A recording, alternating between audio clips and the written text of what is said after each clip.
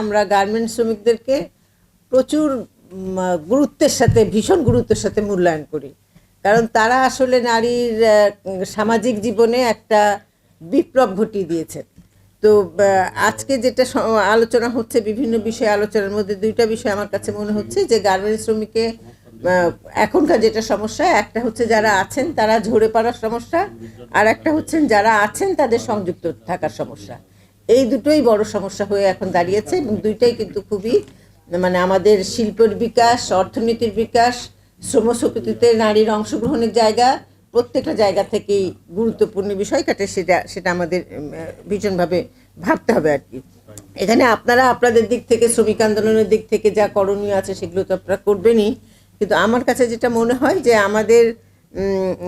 দু একটা জায়গায় আমাদেরও করার জায়গা অবশ্যই আছে নারী আন্দোলনের। একটা আমার প্রথম মনে হয়, আপনারা সবাই বলেছেন যে আলোচনাটার ক্ষেত্রে যে আপনাদের স্বাস্থ্যগত ঝুঁকি, সেখানে যদি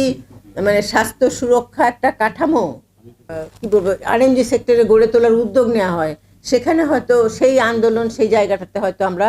নানাভাবে সহযোগিতা করতে পারি।